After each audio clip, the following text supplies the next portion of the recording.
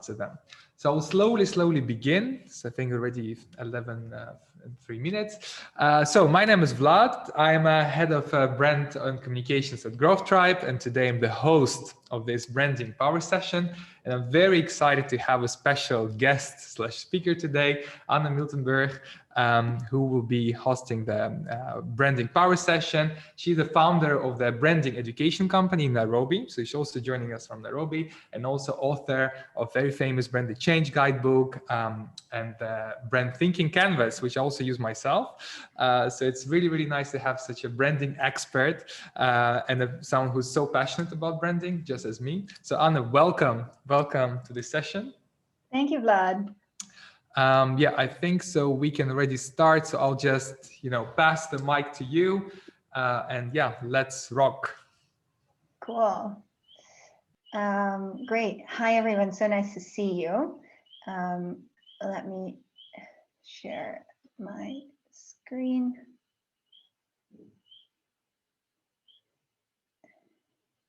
Great. Is everyone seeing a yellow screen on Brand Purpose for Growth Tribe? Then we're good to go. So super, thanks, Vlad, for the warm welcome. I think growth, marketing, and brand are really linked at the hip, for better or for worse.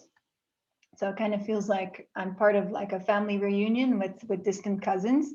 When David and Stefan and yourself asked me to speak about the role of brand in the space, I was quite excited, because I would imagine that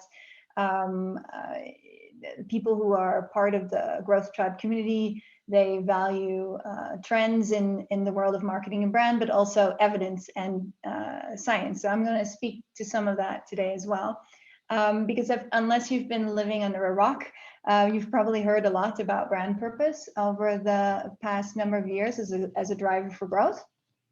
And I'm here to talk about that topic. But before we do that, I want to make sure that you understand where I'm coming from. So I'm going to take you back on my personal journey just a little bit. So bear with me as I do that for a few minutes, and hopefully it'll make sense to you. So my name is Anna Miltenburg. I'm originally from the Netherlands, but spent a good chunk of my adult life abroad, and I currently call Kenya home for the past 6 years.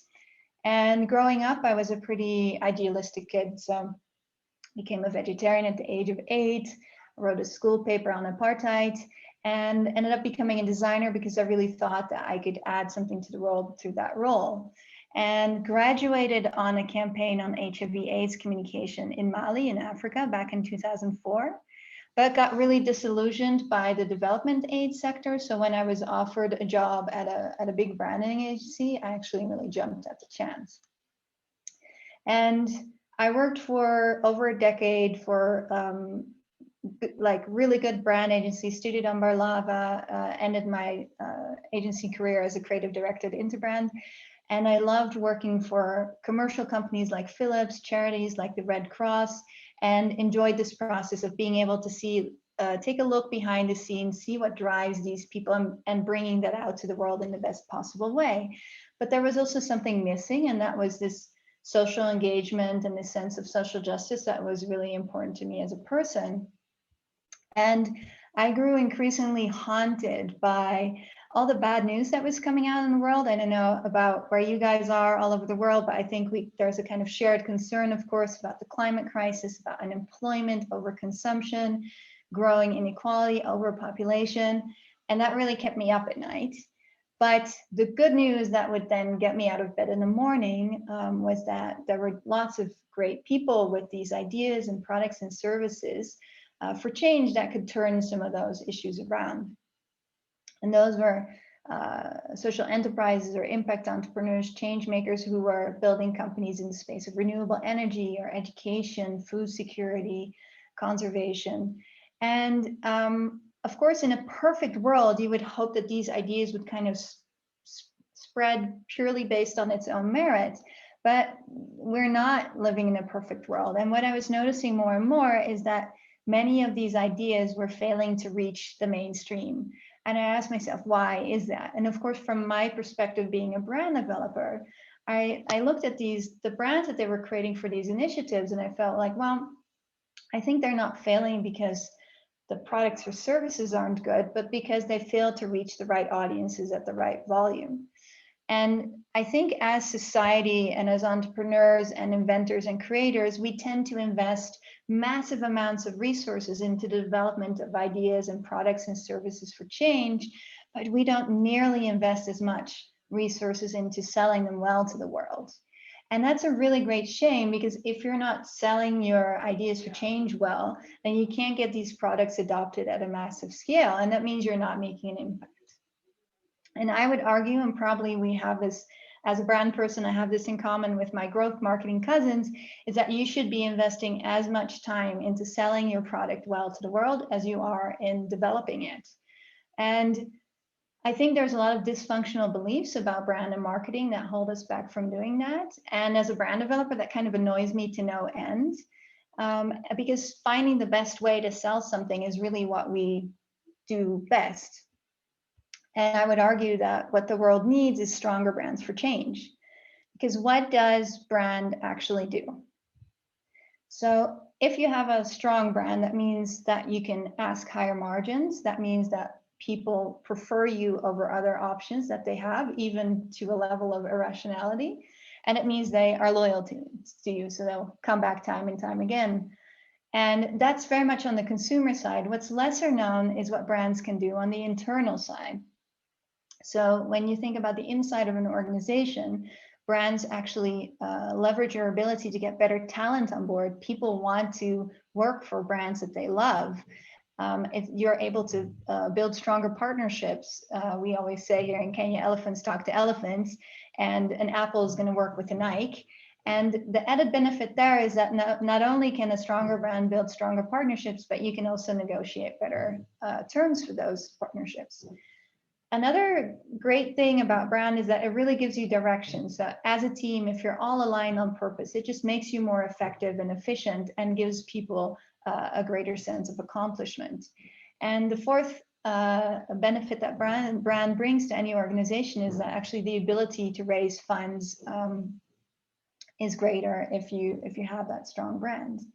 So all these things are things that brands for change really need. So while I was still at my job at brand agencies as a creative director, I thought, okay, well, let me quit this great job and think about the ways that I could help create this world where a family starting a fair trade lemonade brand could rival a company like Coca-Cola. And my answer to that question, and this is something I think that also, again, I have in common with the Growth Tribe family, is that it's really about skills. So my answer to that was, we need to train people to think more like brand strategists. So that's what I've been doing for the past 7 years almost. We created a set of tools and a methodology to build stronger brands. We published it in a book. We offer training and courses online and offline. We have community events, a global online community, and we've trained over 10,000 people worldwide now. So I spend my days training change makers to think more like brand strategists, but interestingly enough, increasingly brands want to think like change makers. And that's the big trend of purpose that I'd love to talk to you guys about today, because I think it's something that's interesting to the growth marketing community to understand also, like, where is this trend coming from? What evidence is it based on? Whether you should jump on this or not, and if so, how you might do it. But first, let's take a step back and just kind of cover the basics of branding. So what is branding? It'd be fun to see a list of your definitions in the chat if you care to share. So we tend to think of branding as something that's relatively new, but I would actually say that we all as humans have these brand thinking brains, and they've been evolving over centuries, millennia even.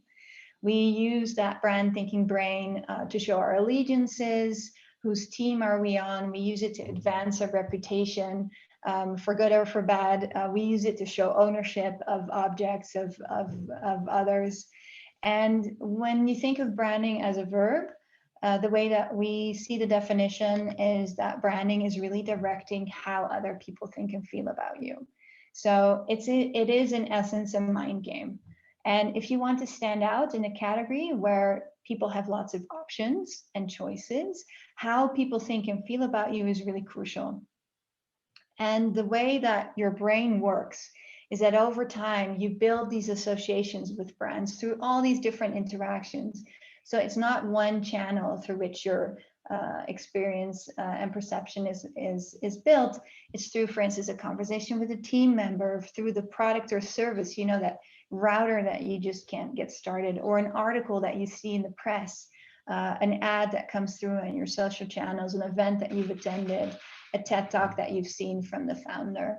And your reputation is really shaped and evolves over time as people get more exposure to you. And a kind of old fact from the marketing world, like people need to see something at least 7 times before they're able to recognize and distinguish it.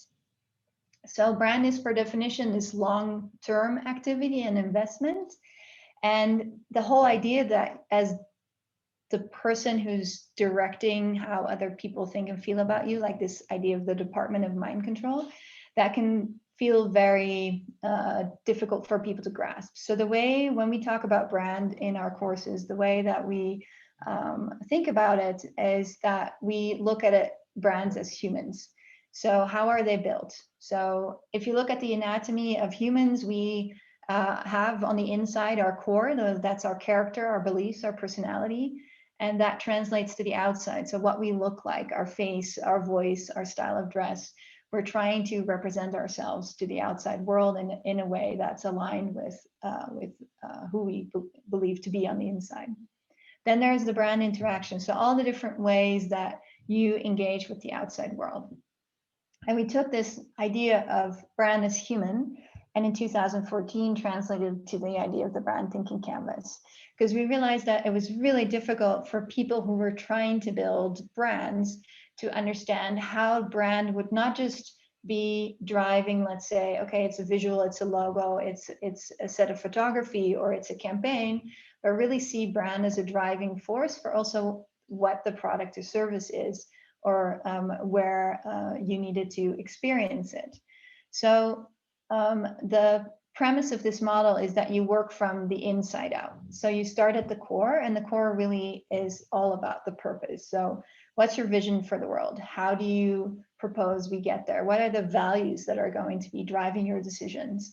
And what are the things that you're committing to deliver to those different audiences?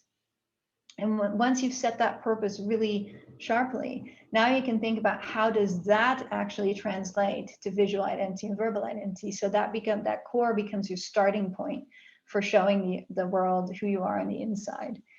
And once you've set that visual identity, so those are all the visual elements that you all know. So logo, typography, color, photography, illustration. On the verbal identity side, your name, your tone of voice, your messaging, etc. Once you've translated there, now you mix that core and that identity layer into all the different interactions that are driven by that sense of brand. So if you think about your purpose, then what are the products and services that are going to lead you to accomplish that? What are the places and events that you need to be seen? What are the communication and the channels? Not just, you know, of course, yes, you can be on Twitter. Yes, you can be on Instagram, but what are you actually going to do there? Like, what's your purpose of being there? And how are you going to engage people with what matters to you, what matters to them? What are the partnerships and collaborations that you can forge in order to advance your brand? What are the people and the talents and the behavior that you can put in the spotlight? And this model has been really instrumental kind of in forming the foundation for what we teach and how we think of brands. And interestingly enough, it merges, of course, exactly on this idea of this purpose trend. And I wanted to take you into where the origins of that lie, in order to have kind of a good discussion about whether or not it would make sense for you and your organization or your product to think about what purpose might mean and do for you. So initially, probably when you think of brand, you think of consumer products. And that's because branding really came of age in this era after the Industrial Revolution, where the distance between a producer and a consumer grew further and further. So instead of getting your flour from the guy next door, now the flour is coming from a couple 100 kilometers away. And so brands became this placeholder, this mark of trust. But in the 90s, this starts to shift. And what you're seeing is that there's tremendous global competition. Brands or products are becoming commodities. So there's a lot of different options and the differences aren't that big anymore. Companies are getting disrupted. And so innovation becomes more and more important. And innovation that's all based on like a good customer insight. And one of the brands that was always used as a poster boy for great innovation at the time was, of course, Apple. And Apple seemed to do innovation well and got a lot of attention from other companies that were eager to learn, like, what's the recipe? Like, why are they so ahead of the pack? And then in 2009, a guy called Simon Sinek comes along and says that actually it's the purpose that is this leadership mechanism that allows companies like Apple to actually outperform other companies, because people don't buy what you do, but they buy why you do it. So the world of business really took notice. When the world of business notices, of course, marketeers and brand people follow. And that really kind of opened the floodgate to where we are today. And so it's one thing if Simon Sinek says that purpose is really powerful, but then of course there's going to be some doubters to say like, well, okay, show me the data. So along comes a guy called Jim Stengel, and he says, okay, this is the business case behind purpose. And he says that there's evidence, he's done a study that clearly shows that businesses with ideals grow faster and are more profitable than businesses who don't. And that business case really is the impetus for this massive uptake in businesses of all kinds of sizes to think about how to incorporate this higher purpose beyond profits in order to drive profits. So 10 years on, it's actually quite difficult to find a business that doesn't have some sort of purpose defined. And at the same time, what we're seeing is that there are great examples of companies that really successfully marry the world of business with a social and environmental mission. And these become really the darlings of the brand space because of their massive success and their fast growth. And this adds to really the anecdotal evidence that purpose really drives business success and growth.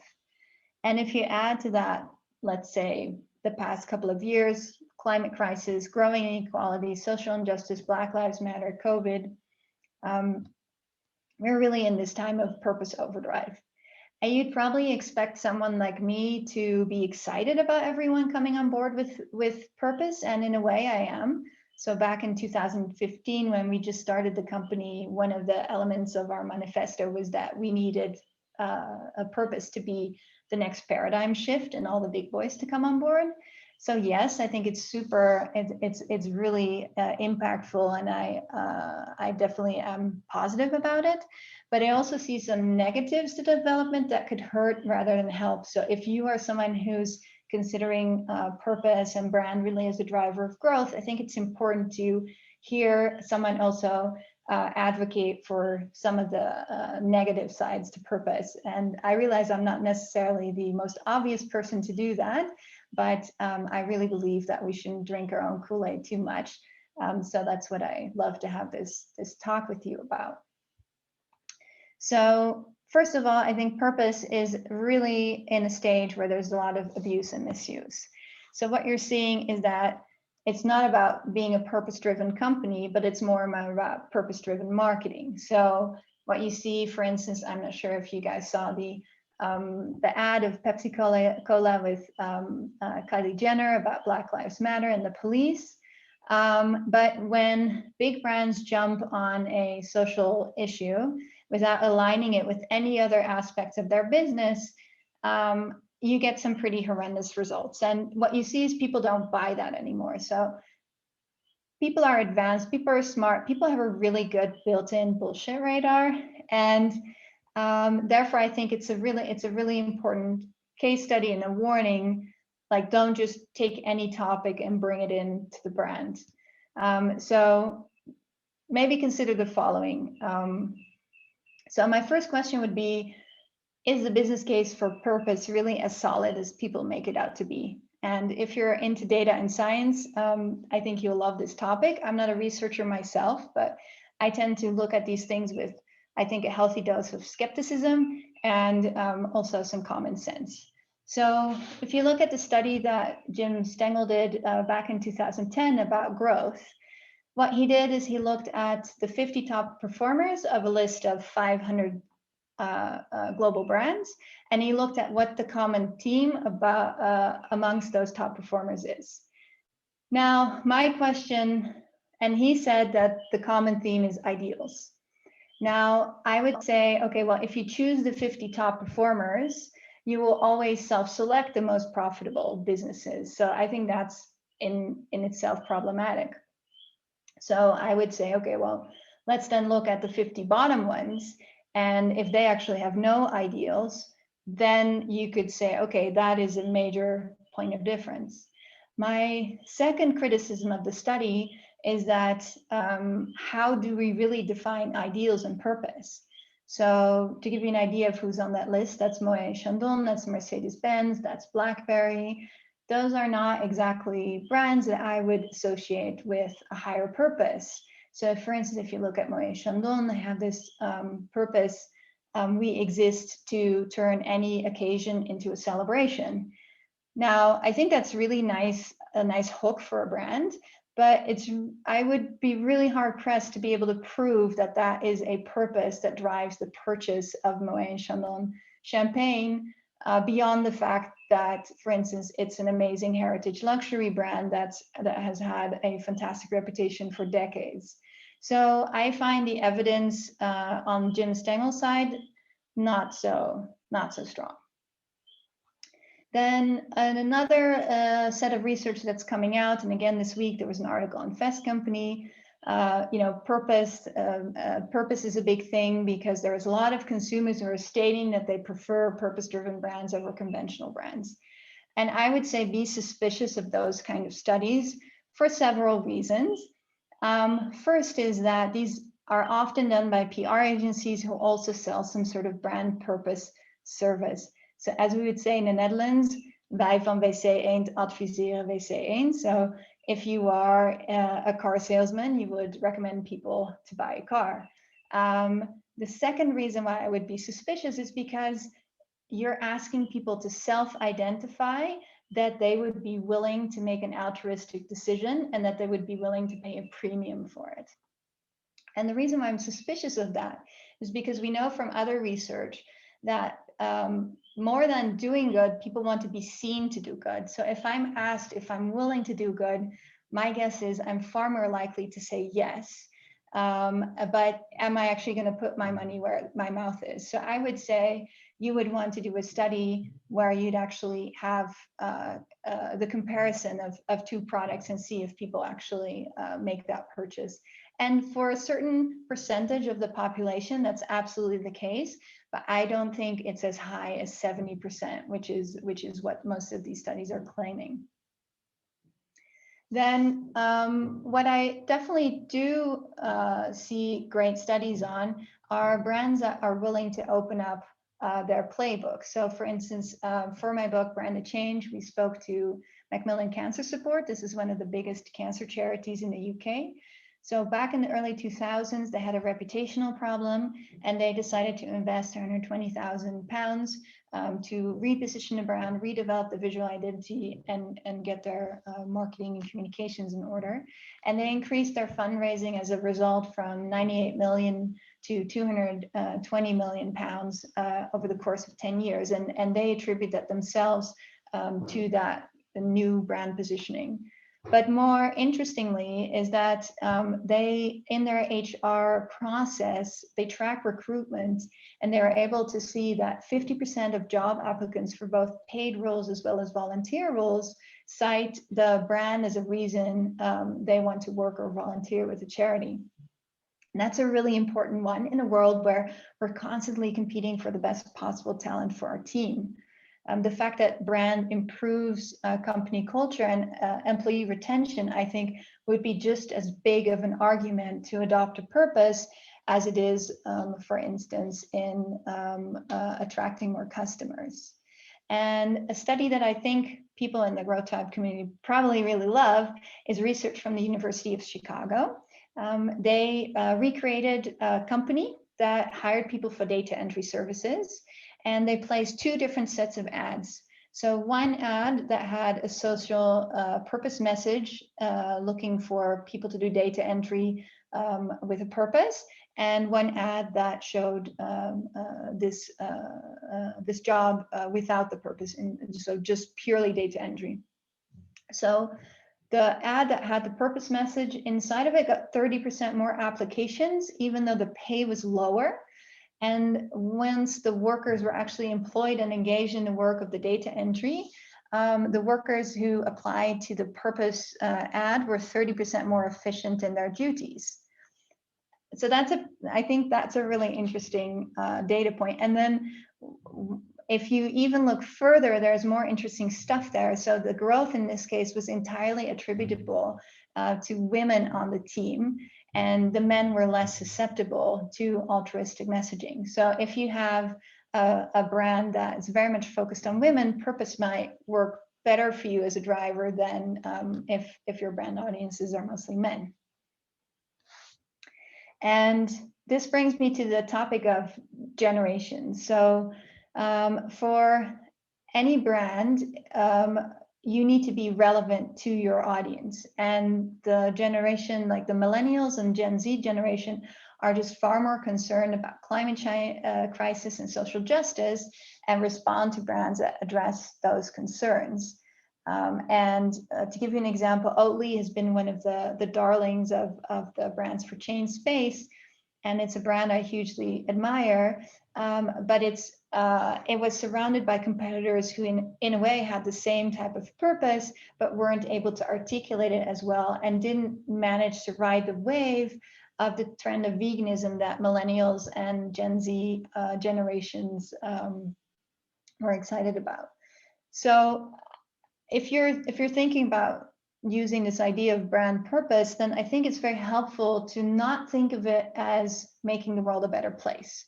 Because I think that is, for me, the biggest misconception about brand purpose, is that this idea that brand purpose means making the world a better place. It's a very scary thought, actually, to me, that every single organization in the world needs to have some sort of social and environmental mission. So I would say, should all companies do their part to be more climate positive and to advance social justice? Yes. You can become carbon neutral, you need to be anti-racist, but that doesn't necessarily need to be the driver of your brand. Those could just be the conditions under which you do your work. Otherwise, we get a lot more of these Pepsi-Cola, Kylie Jenner sort of, that's not the world that I want to live in. So what are other ways of thinking of purpose? Like, what are the different types of purpose that you could consider? So for instance, yes, you can say we're going to use a functional purpose. So for instance, if you're an organization in education, you could say, okay, well, why don't we focus on addressing one of the UN SDGs, like for instance, Khan Academy, which offers math education at a massive scale. You could look at purpose from an emotional point of view, so that you change or you drive people's aspiration. And I think the most famous example of that, for instance, is the Dove Real Beauty campaign, which is about changing women's and everyone's perception of what real beauty is. But also a company like D-Light here in Africa. D-Light is a solar light company, and their brand is all built on having light in the evening so that children can study and advance in life. Another aspect that I think is totally not getting enough mileage is this idea that your purpose is service, like service to others.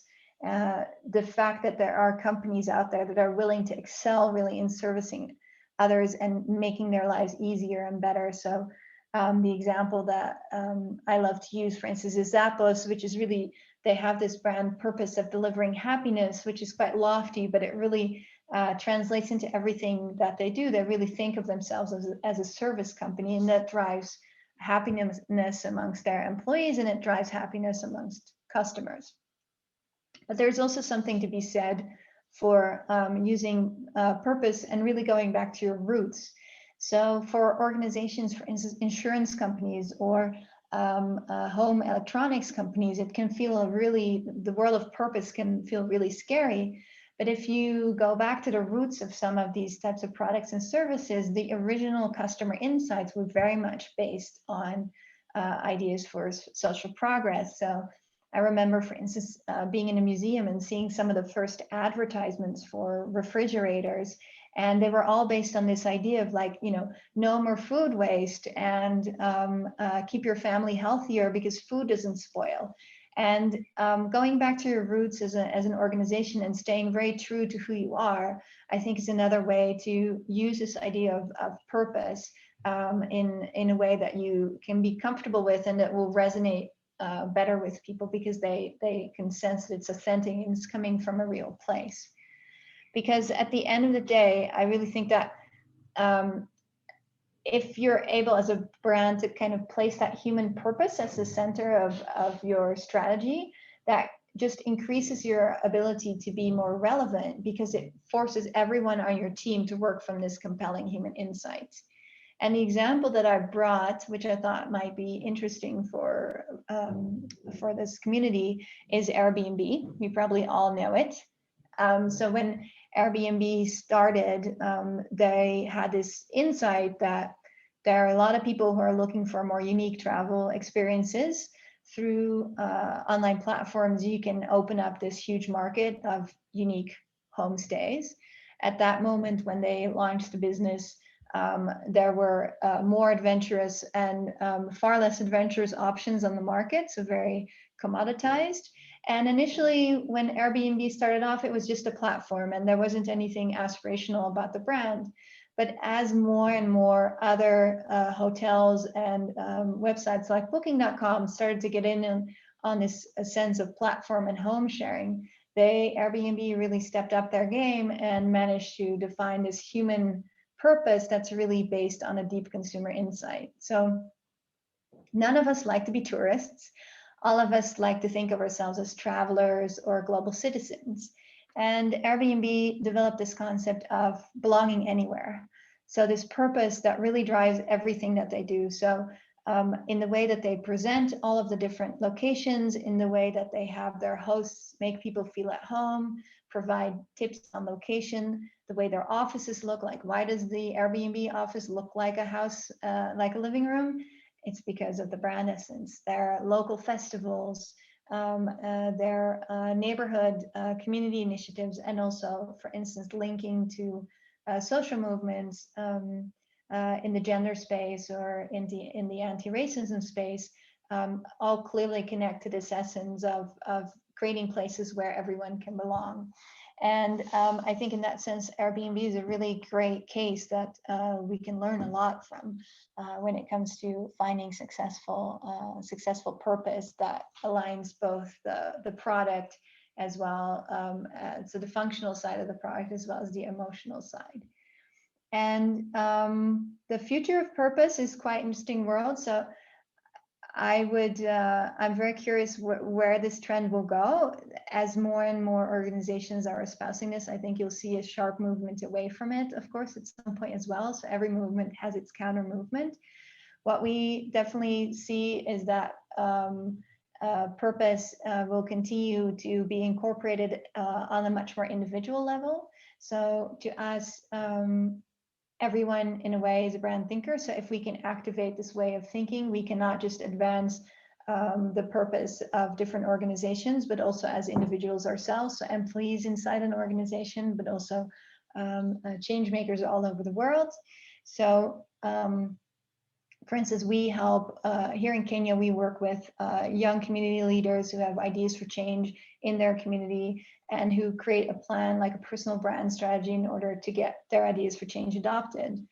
We also use the idea of purpose to help organizations reframe what they're doing and using it as a hypothetical experiment. So for instance, we work with the Dutch Ministry of Defense and help them reimagine what they could look like if, for instance, they would be the Ministry of Peace. So how would, if they truly want to advance peace in the world, what would that mean for the products and services that they develop? What would it mean for the type of people they need to hire?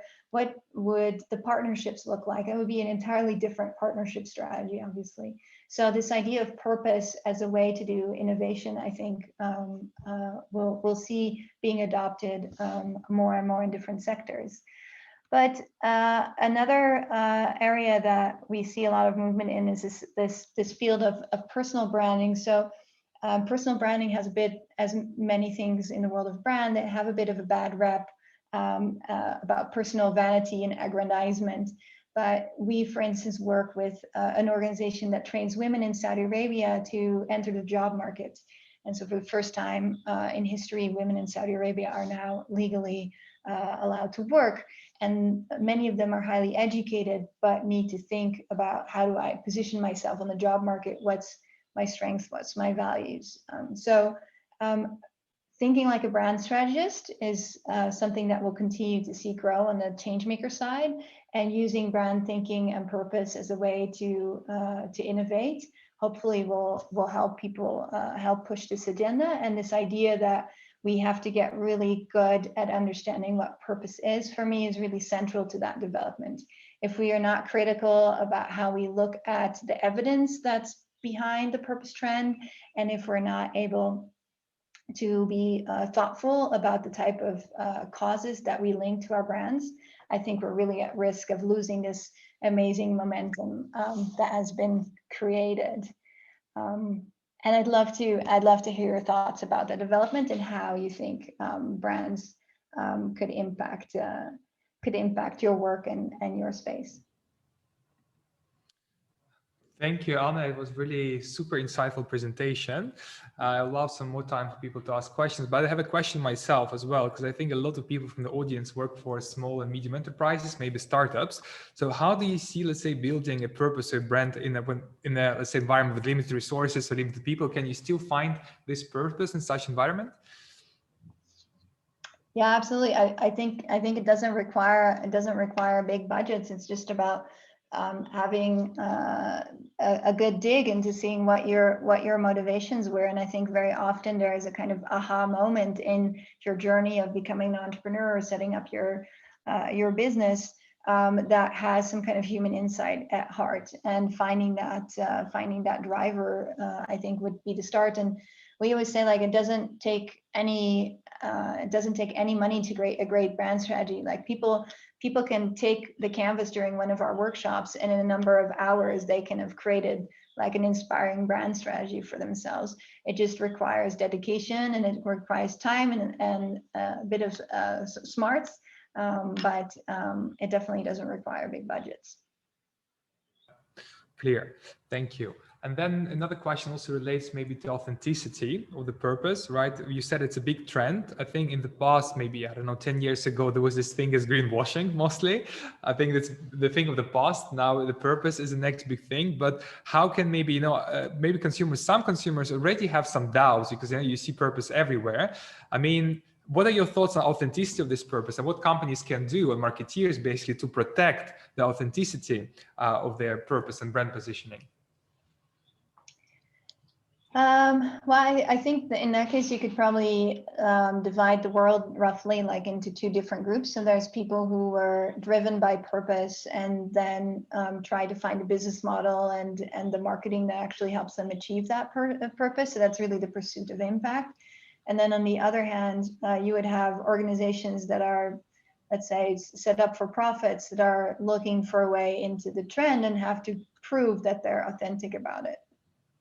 So I think for the first group, the challenge is that building a sustainable business model on ideas for impact is always hard, right? It's a really hard nut to crack.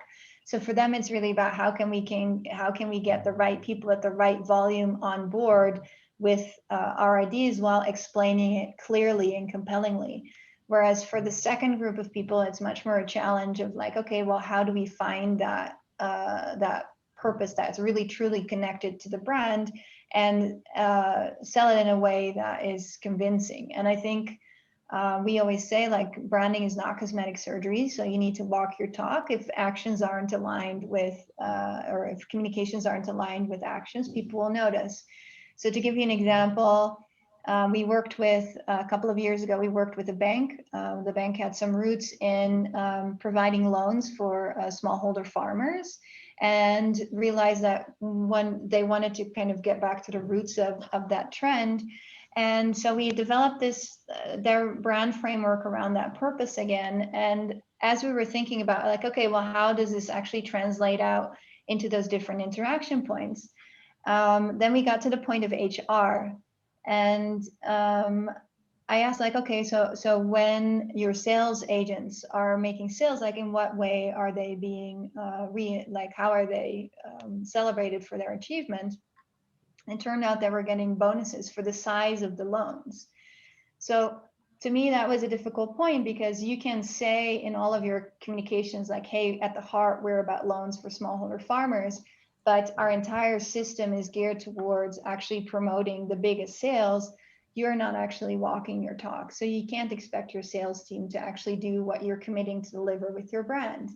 And that's really a hard sell for a corporate, because brand is usually parked in one silo of the business, right? So the brand manager is the communication and marketing guy, but he doesn't have any clout over the HR department and the ability to say, like, okay, I'm going to axe the way that we're actually going to financially reward your best salespeople.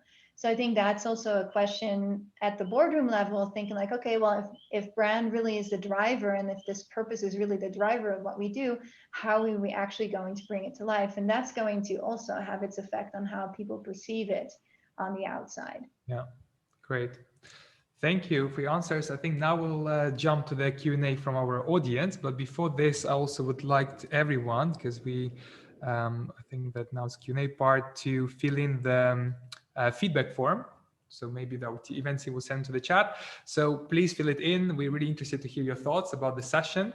The link will be in the chat. Please fill it in. So now let's jump to the Q&A. Let's see what kind of questions we have here. I'll start with the top ones and then go slowly to the bottom. So a question from Shristi, sorry if I don't pronounce it very well. So are there any common trends with regards to purpose that the company currently pursue? So basically, is there any herd instincts? Is there really, let's say, major trends, such as example, Black Lives Matter, sustainability? Do you see any major movements in there? Yeah, so we generally see them develop along two lines. So it's either social justice or environment. There's not a lot of brands who are able to marry those two together. So in terms of social justice, obviously anti-racism is a major development, and I think brands that have been doing a good job with that are actually the brands who have traditionally been walking that talk. So organizations who've always put diversity at the forefront. So for instance, of course, Nike with the Colin Kaepernick campaign got a lot of criticism as well as applause. Criticism for the fact that, yes, you can put Colin Kaepernick in an ad, but if your leadership team and if very few people on your team are actually African Americans, then you're not really walking your talk. On the other hand, people were applauding the fact that they are putting someone on a stage at the risk of burning a percentage of their customer base and providing him with income while he was out of a role in the NFL. So I think the anti-racism hopefully will just become a fact of life and no longer need to be the face of campaigning, though of course recent events definitely show us time and time again that this is going to be needed for another decade at least. On the sustainability side, so we're seeing a lot of initiatives of consumer preference and consumer demand that's really pushing companies. So one of the things that we always hear people say is they feel very disenfranchised. They don't know how to make a difference in the world. But the big push for companies to be more sustainable, not just be more sustainable, but actually to be climate neutral, that is pushed by consumer preference. So the fact that people actively choose different products because they are more sustainable is a huge driver of change. So as a person with a wallet, you should feel incredibly powerful. And if there is any point where you're not feeling powerful, that's probably because someone wants you to be. So there's incredible forces out there in the world who are putting a lot of money behind making you feel confused about how to make a difference, because that's in their best interest. And so, for instance, one of the brands that I think has done a good job, Kickstarter has been very good in promoting different voices of Black creatives, also here from the continent, in a way that that I felt was on point. And definitely Pepsi was of course a bit of a loser, and then there's a lot of gray areas in between. Yeah. Great, thank you, Anna. I see a lot of questions, also quite practical as well, because I'm sure there are a lot of people from, let's say, smaller companies. And I think in general the question is there, how to stand out, because I think that you mentioned a lot of companies, lots of, say, social causes, even more practical purposes. But do you have any advice? Top 3-5 things. What can you do actually to stand out in this a lot of, let's say, noise as well in the market? Well, one thing that's pretty incredible right now is that people have a lot better chance of connecting with people than big companies. So if you look at really big organizations, it's actually really hard for them to engage people on a deeper level and on a meaningful level. That's far harder for a brand like Coca-Cola than for a person like me or you. And that's also why you see the rise of influencers. It's just people talking to people is a very effective loyalty-based mechanism. So if you're small, I think that's actually an incredible advantage, because it gives you the opportunity to speak and build more meaningful relationship with people. So thinking of your product or service more as a movement for which you're building a community and building close relationships with people as you're testing the product and as you're testing your value propositions. And this is also where the growth marketing mindset comes in and is so important. I think that is really what the David versus Goliath advantage is, that you're able to do that. You don't have this power structure where you need to ask the head of this department for the head of that department's permission over time. So your ability to be small and nimble, I think, is really important. And again, I think brand has a reputation for being expensive, but if you're able, for instance, to build, to have someone on your team with that type of capability and really work it into the team from day one. So instead of having to hire out expensive agencies, having a strategist or a creative on your team is really helpful. And just thinking of smart ways. So we tend to think a lot about advertising, paid advertising, but for instance, if we're using the brand thinking canvas, and you guys have seen the first one, but there's also a second one. If you're thinking about, hey, who is my audience? And you get very specific. You don't try and boil the ocean, but you go very specific. Like, I go for this little pond of people. Where can I meet them? Where do they hang out? What do they read? And just get smart plans in place to get in front of those people. And I think as a small organization, you'll be much more attuned to how you can do that than as a big one.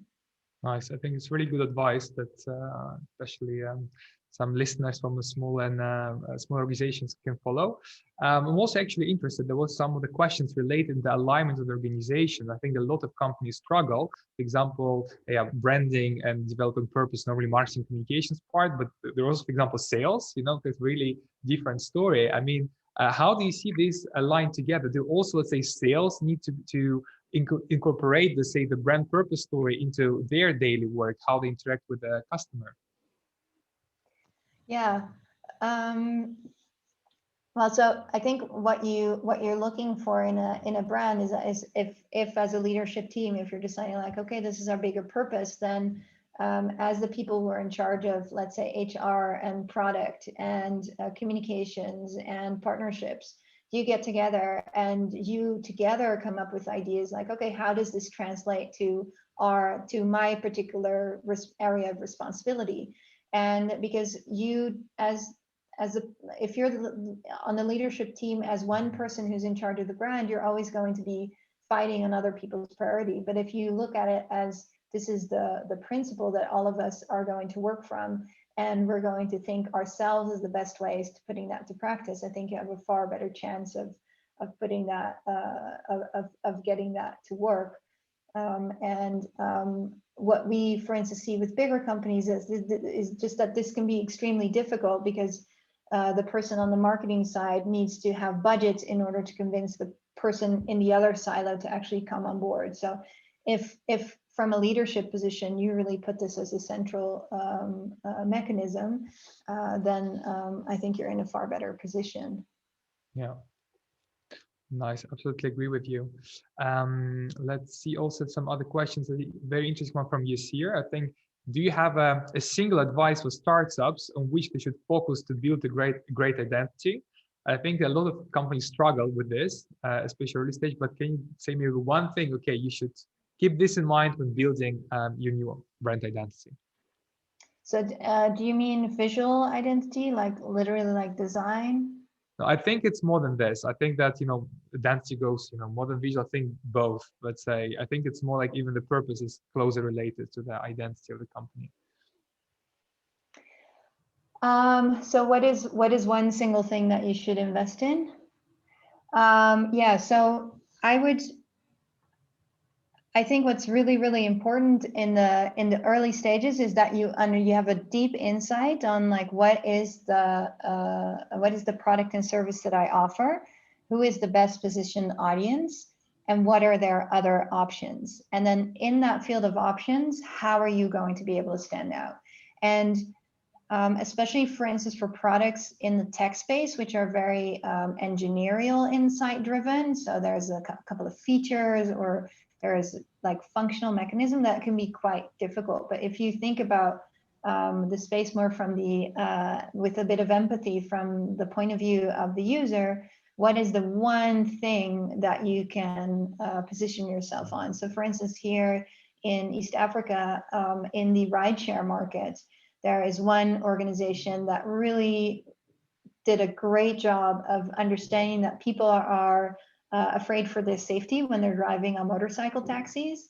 And so they built their entire brand on this idea of safety. So they train their motorcycle drivers to be safer than anyone else in the rideshare business. They always have good helmets, they have good vests. All of their marketing is around safety and getting home, safety for women traveling alone, and that just makes them stand out in a field where you have to compete with all the Ubers and Littles of the world. So your ability to like create laser sharp focus on one aspect when you're small, I think is what will probably save you in many cases. Yeah, no, absolutely agree with this.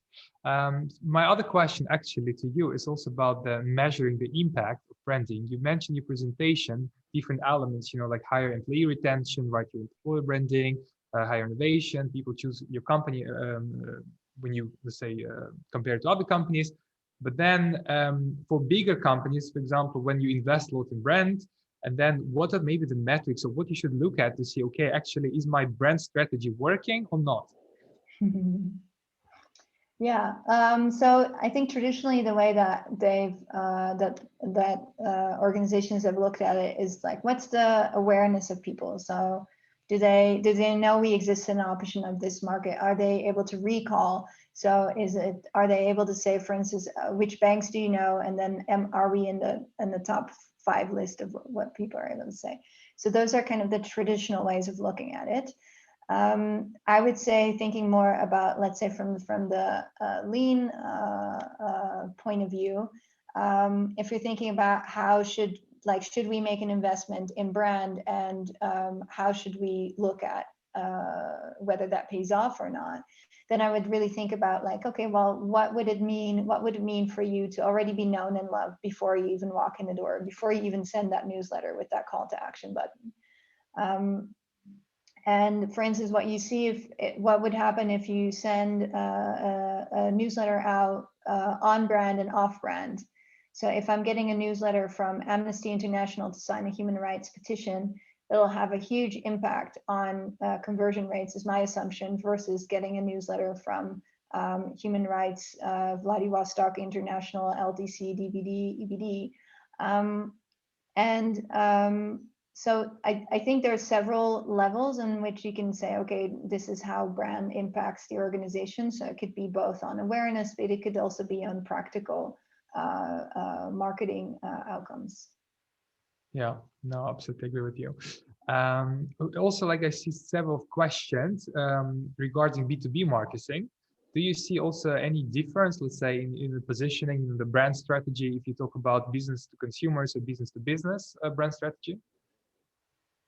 Yeah, it's huge. I mean, like I said in the presentation, like we tend to think of marketing or brand mostly as consumers, but I think B2B is actually, you know, a huge space, and it's incredibly important. And I think the development that you see there is, again, like it's becoming far more easy for people to relate to people. So for instance, LinkedIn, you guys all know about the importance of LinkedIn, and consistently you see that people tend to perform better than companies in platforms like that, where it's really about personal networks. So I think it'll be an interesting space to follow, because in a way, your brand as an employer, for instance, in the B2B space, or your reputation as a brand will be defined by all the people who make up that brand on platforms like LinkedIn. And so how to actually guide your brand and the brand of your team and how they're living the brand and everything that they're doing is going to be, I think, one of the big challenges for the brand and marketing departments. And this could be the reason why brand and HR will start working together a lot more, because they need each other. Yeah, absolutely. Okay, guys, we almost out of time. I would like to tell everyone, if your question is unanswered, or you have any other specific questions, please feel free to tag Anne Growth Track on YouTube. Oh, on YouTube, what I'm talking, and the Twitter, and we'll come back with the answer there. We'll do our best. So don't worry, you can redirect your questions in there. But I would like to basically ask maybe the final question for Anna. What would be your advice, basically, for our community, for everyone to become, you know, this, to implement this brands, to be brand strategist or brand thinker, right?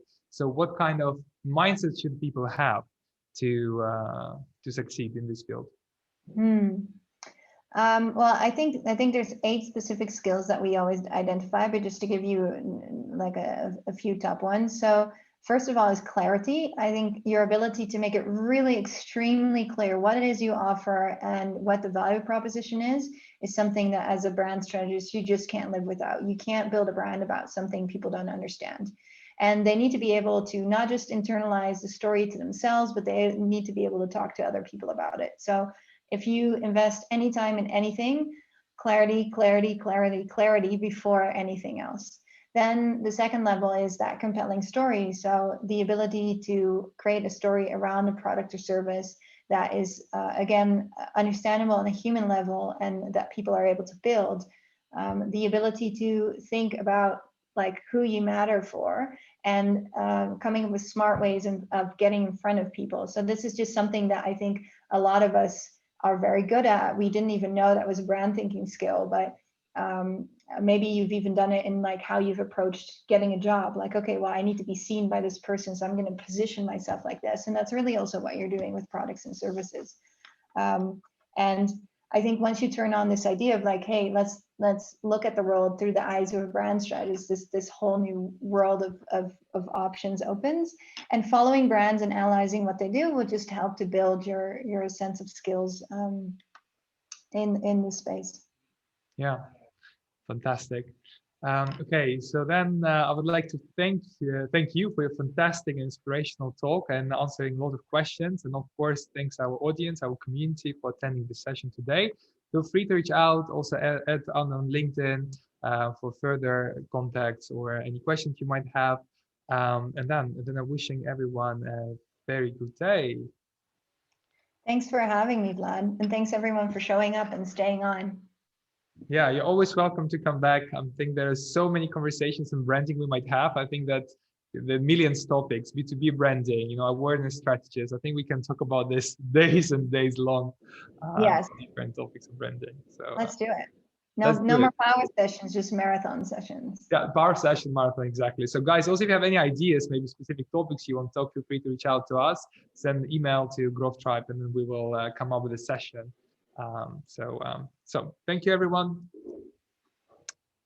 Bye, Vlad. Bye, everyone. Bye-bye.